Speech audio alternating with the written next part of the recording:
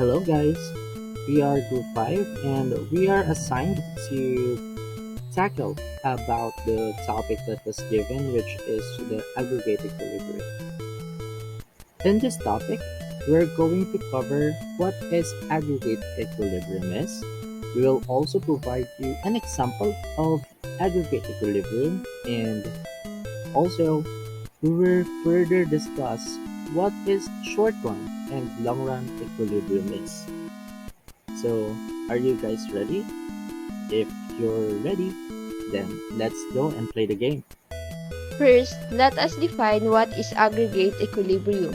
Aggregate equilibrium is the point where aggregate demand and supply meet. Aggregate demand is made of four macroeconomic parts. Number 1 is household, number 2 is business, number 3 is government, number 4 is foreign. Aggregate supply is the measurement of the real production of how many goods are produced to meet a specific demand. Equilibrium in the aggregate resources market is an essential aspect of macroeconomic analysis. In particular, overall macroeconomic equilibrium, especially what is termed long-run equilibrium, requires aggregate resource market equilibrium. This exists if the total quantity of productive resources that businesses seek to employ is equal to the total quantity of the productive resources seeking employment. Aggregate equilibrium. One might have a bit of shortage and another a bit of surplus, as long as the shortages and surpluses are balanced out, meaning that the total quantity demand is equal to total quantity supplies. Then the aggregate resource market in equilibrium. Equilibrium in the aggregate resource market is essential to long-run equilibrium. So how does aggregate resource affect long-run equilibrium, or why does aggregate resource market essential? This is because when the amount of output supplied will be greater than aggregate demand, prices will begin to fall to eliminate the surplus or output. As prices falls, the amount of the aggregate demand increases and the economy returns to equilibrium. Going back, short-run equilibrium exists even without resource market equilibrium. Short-run equilibrium is a key aspect of business cycle, instability, and the macroeconomic problems of unemployment and inflation. In fact, unemployment and inflation occur when the aggregate resource market is not in equilibrium. In the following slide, short-run equilibrium and long-run equilibrium will be tackled for a much better understanding. Let's begin by looking at the point where aggregate supply equals aggregate demand is the equilibrium.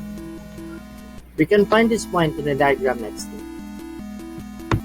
It's where the aggregate supply AS and aggregate demand AD curves intersect, showing the equilibrium level of real GDP and the equilibrium price level in the economy. At a relatively low price level for output, firms have little incentive to produce, although consumers would be willing to purchase a high quantity. As the price level for outputs rises, aggregate supply rises and aggregate demand falls until the equilibrium point is reached. In this example, the equilibrium point occurs at point E at the price level of 90 and an output level of 8,200. Now let's move for the short-run equilibrium. An economic system is in short-run equilibrium when its aggregate amount of output or supply is the same as its aggregate amount of demand. Another way to think about short-run equilibrium is that it reflects a country's current gross domestic product, or the total value of all goods and services, in its consumer price index, or the average of change in prices over a set period of time. If the average price is above equilibrium, then there is more supply than demand. When there is too much supply, producers may have sell their product at a lower price. This allows them to get rid in the excess in product while still making a profit. So selling excessive product at a lower cost price helps return the system to equilibrium, and prices can return to what they were before rising above equilibrium. So inversely, prices being below equilibrium means that there is more demand than supply, or that there is a shortage in the economic system. In this case, producers often raise prices, which typically causes demand to decrease. So an increase in prices followed by a decrease in demand will return the economic system to equilibrium, allowing prices to go back down. However, a business owners need to determine whether or not fluctuations in the market are permanent before changing wages or prices. Business owners cannot react quickly enough to sudden or short-term economic fluctuations. During a short-term fluctuation, wages and prices are said to be sticky. In other words, they do not change. It would be unfeasible for a business owners to change prices every day to keep up with market fluctuations. However, prices and wages do eventually change over long periods of time. A business owner will increase wages and prices if a change is thought to be permanent. During a recessionary gap, the economy is not using all of its resources.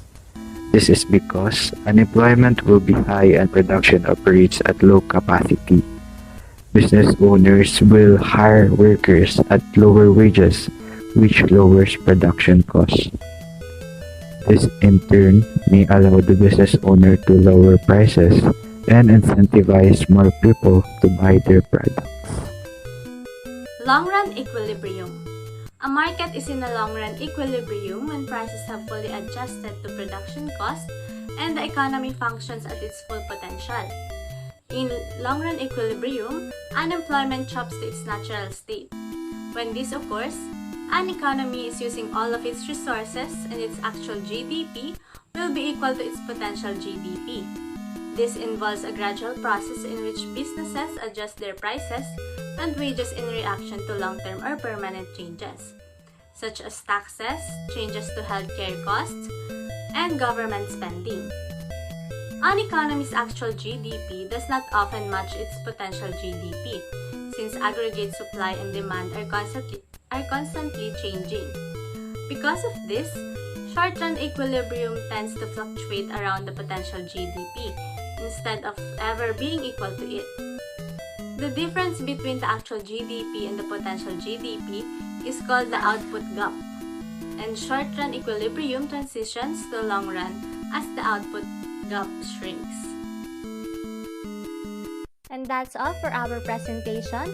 Let me present to you the members of Group 5, Jumar Macaro, Mark Dramadarimot, Julius Magana, Kim Gail Martinez, Mia L. Morales, Jordan Monterde, Juliana Cassandra Nesio, and Eliza Mayneo. Thank you all for watching!